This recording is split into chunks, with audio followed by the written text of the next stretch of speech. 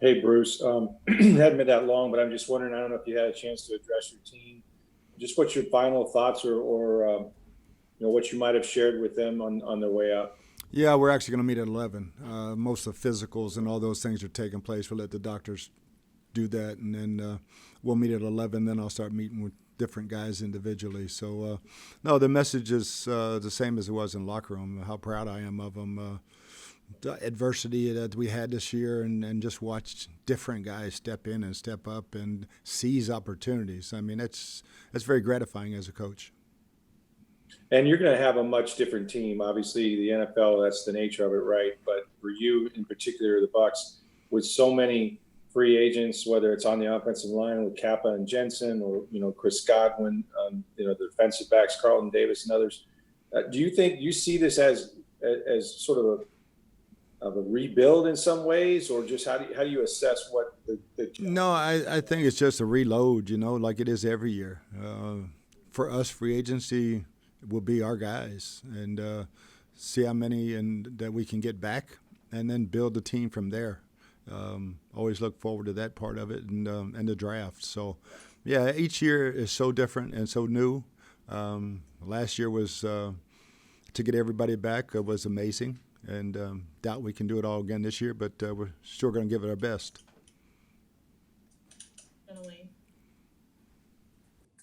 Hey, Coach, I know you've always been really open with us about things that you've learned, even as a coach. So I'm curious, and I don't know if you've even really thought about this because it is so raw, but is there anything that, looking back on the year that you learned about this team, or maybe that you would have done differently, or how will you ultimately kind of remember all this? About the only thing I've done differently is play the last 40 seconds different yesterday, because the rest of it, it is what it is. You come to work each day and there's challenges. You meet those challenges, and this team did that. So, and this coaching staff did it. So, yeah, I mean, there's no regrets of any kind. Would I do differently? No. I played the last 40 seconds maybe better yesterday, but other than that, no regrets. And you mentioned the last 40 seconds, and you talked last night already about the all-out blitz, and there's some folks that are criticizing it, but you've also said, hey, like, not everybody was on the same page. Not everybody got the call. So what would you kind of say to those folks? Because it's an aggressive defense, and a lot of times that aggression has generated positive results for you guys. Yeah, it's who you are. I mean, no regrets, and I think everybody did get going back looking at it. We didn't have everybody got the call. I was wrong about that. They all got the call. We had Sue come up the middle. We got to cover better in that situation when we're going after the quarterback. They don't need like possibly 12 yards for that field goal. So I don't question that call whatsoever. But when we do that, we got to get to the quarterback.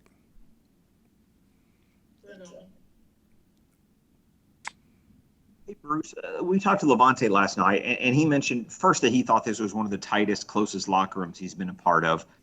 He also used the word turmoil, and I wanted to ask you if you think that's I guess, an accurate word for just some of the distractions and some of the non-injury adversity you guys dealt with this year.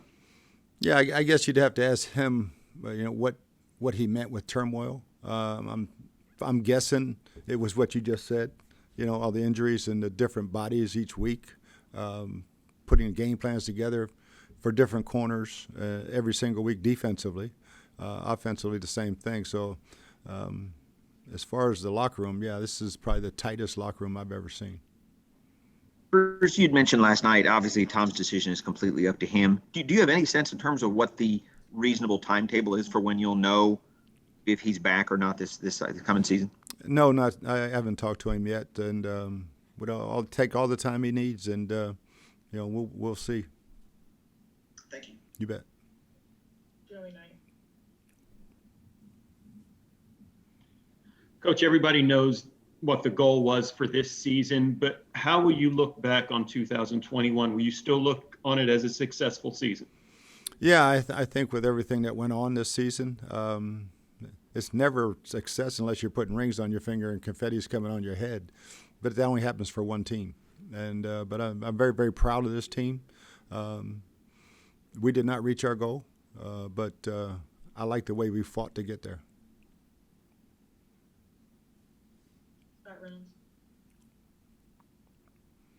Bruce, there was a report that Tristan Wirfs needs to undergo surgery to repair tendon damage in his ankle. Can you confirm that report? And if true, what is the timetable for his recovery? Is it going to keep him out of OTAs? It would definitely keep him out of OTAs if that's the case. But I don't think that decision's been made yet. I mean, he's looking at his options. That's one option.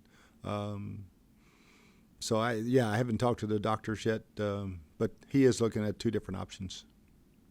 And then Leonard Fournette took a major step forward in your offense this year, kind of picking up from where he left off in the postseason in 2020.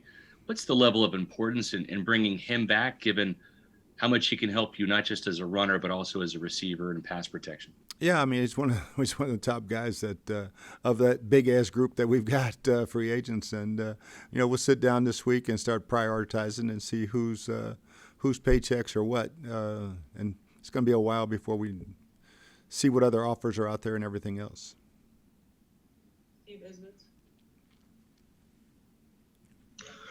Coach, after the dust settles over the next day or two, do you pick up the phone to the GMs or owners of the teams that interviewed Byron Leftwich and Todd Bowles and sort of give your best endorsement of your guys? If they would ask, but they're not going to ask, and I'm damn sure not calling them. And if Coach Leftwich were to move on, would you consider calling plays next season, or is that completely off your coaching plate at this point in your career? No, it would be there will be a really good chance, yes.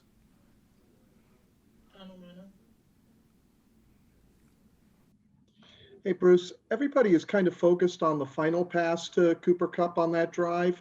Was the pass before that, the completion to him, just as damaging in terms of getting them close to field goal range and sort of forcing your hand on what you do on defense? I don't think there's any doubt, John. That was the biggest play, in my opinion. And, we've got two deep safeties and man-to-man underneath, and we fall down and trip. And that was a bigger play, I think, than the last one.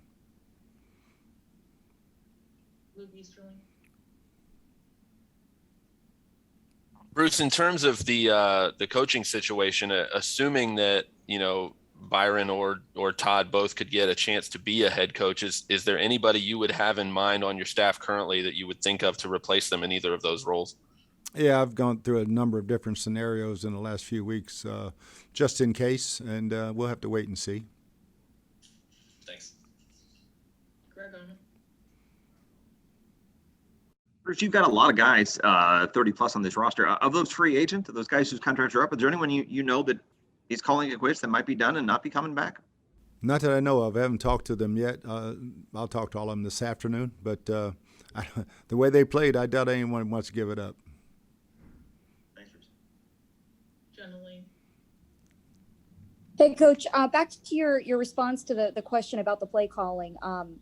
So if Byron were to get a head coaching opportunity somewhere, you would consider, or you would take back play calling duties? And if so, how do you kind of manage that? Because I know that was kind of a health concern previously. So how would you kind of manage that for yourself in terms of just health and delegating and things like that? Yeah, it would be a number of different things. Just who is on the staff and what we're doing, how we're compiling it, and doing the meeting each day and all those type of things that go with it. I wouldn't be doing all of that. So it's just a matter of who and what happens in the next few weeks, how we put that staff together. And I know there's uncertainties at the quarterback position, and you're going to give Tom all the time he needs. But you just mentioned kind of having some contingency plans in mind for if you lose either of your coordinators. But will you be kind of going over possible contingency plans this offseason as well if Tom doesn't return? Yeah, we do that with every position. So quarterback, obviously, you start there. And, again, see where we're heading and wait and see what Tom does. But we'll be doing our homework that's for sure.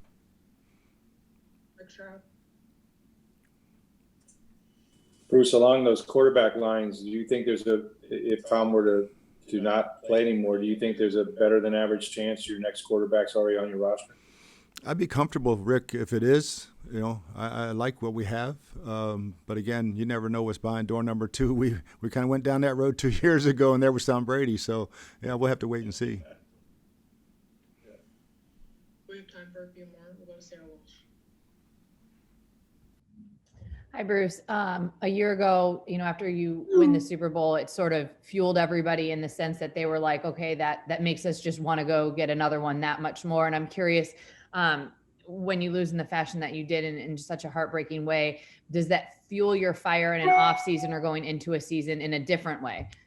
Yeah, I think once you start rebuilding the team and the guys, the core guys that are still here, they're not going to forget that. That's for sure. And there'll be a different sense of urgency, I think, coming into OTAs and minicamp and as we put the team together. All right, that's all we have time for. Thanks, Coach. Thanks, guys. You've been great all year.